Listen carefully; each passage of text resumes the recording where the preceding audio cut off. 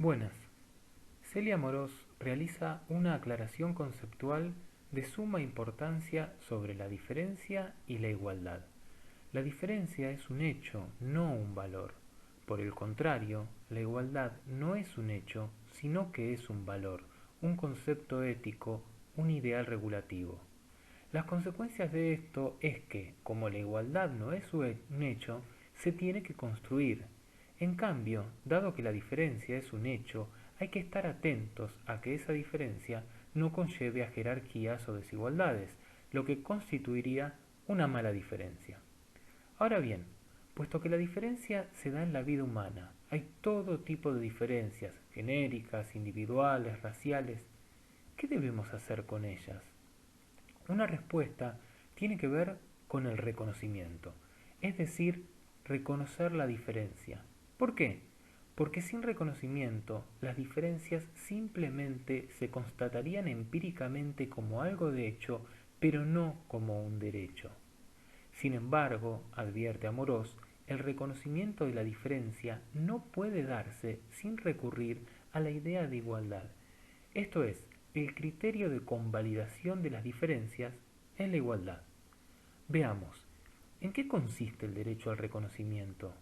El derecho a que mi diferencia sea reconocida como legítima significa que el otro la sitúa en el mismo rango, la pone en el mismo nivel que su diferencia.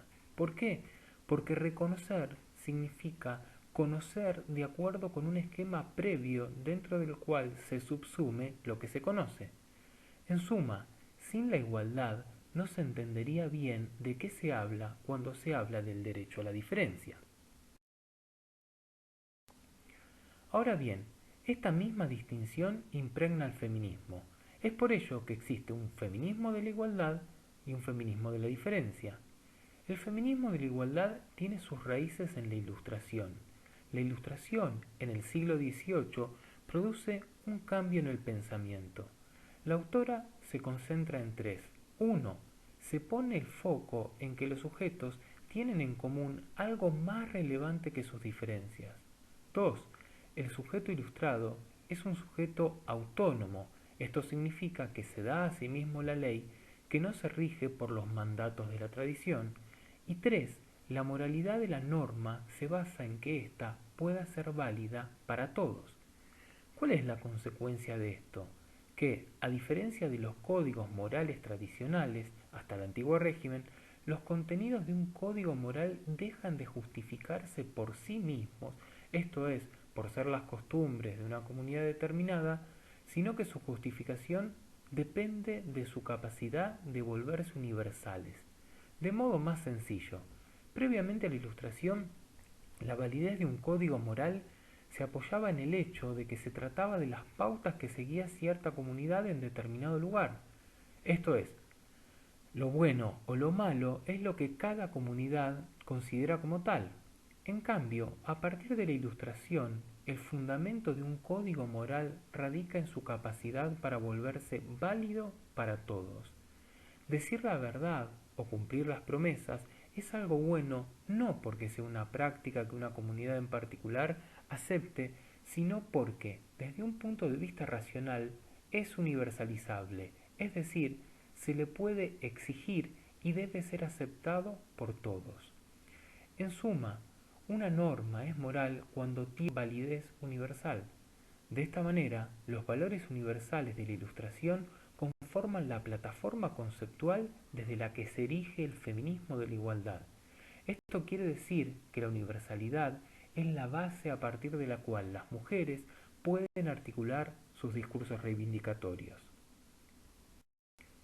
Ahora bien, esta apelación a los valores ilustrados, como la igualdad, la libertad, no nos exime de ser críticos con ellos y su devenir histórico. No obstante ello, no podemos renunciar a estos porque desde estos se juzgan las atrocidades y las injusticias. A propósito de esto, toma posición y aclara que los discursos dominantes, aunque sean tramposos, no son todos iguales. Algunos tienen, en sus propias premisas, virtualidades emancipatorias susceptibles de ser explotadas contra el propio dominador. Esto es lo que sucede, por ejemplo, con la idea de democracia en la antigüedad.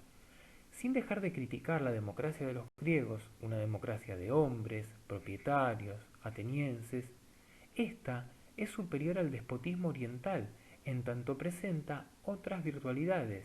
Esto es, la vigencia de la idea de democracia habilita la crítica de otros regímenes, incluso de la democracia misma, cuando ésta no se ejerce como es debido.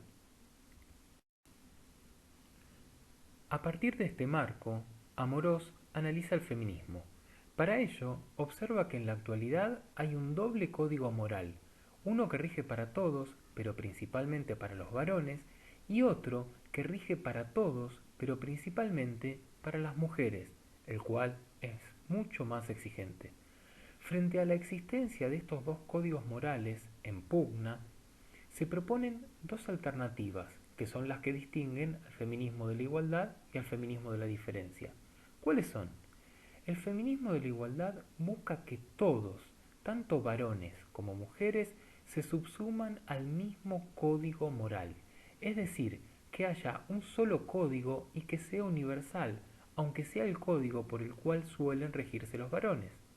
En cambio, el feminismo de la diferencia se opone a esto porque se niega a aceptar el código moral de los varones por considerarlo negativo, problemático, malo.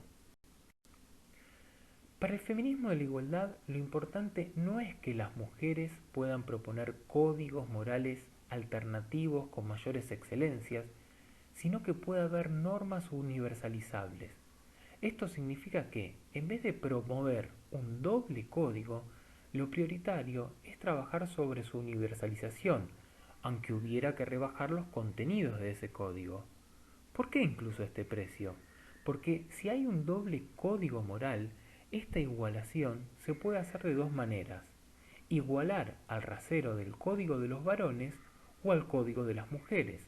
Ahora bien, por más que el código moral de las mujeres sea más excelente que el de los varones, las mujeres son más fieles, más buenas, tiernas, emotivas, generosas, etc., los varones que detentan el poder, ¿van a aceptar un código más exigente y que cuestiona sus privilegios?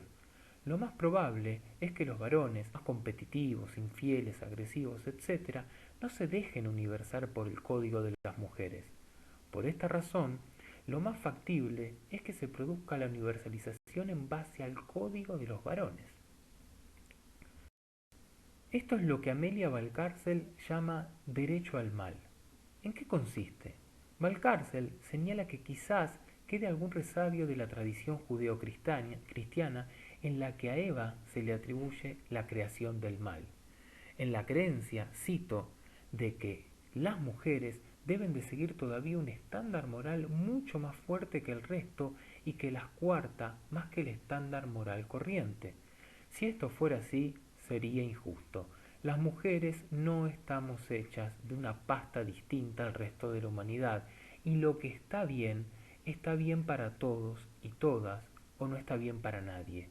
La medida es la universalidad. Más específicamente, añade que hay un conjunto de males compartidos por varones y mujeres, esto es, independientemente de quienes los realicen o padezcan, robar, matar, etc. Sin embargo, en relación con otro tipo de conductas aparecen los sesgos. Cito, un varón sea difícilmente considerado charlatán, aunque hable mucho, del mismo modo que no existen ninfómanos, murmuradores, amigos de la sisa o calientacoños. Esos defectos son femeninos. En definitiva, Valcárcel postula que la entrada definitiva en la subjetividad, en el ser dueñas de nosotras mismas, pide el colocarse como igual en la norma superior.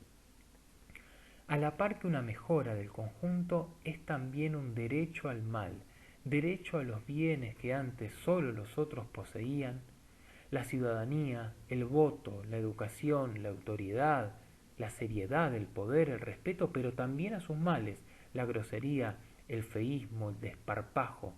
Cuando la horma se rompe y los modelos todavía no están, todo lo antes prohibido, con indiferencia de su valor, se convierte en objeto de demanda.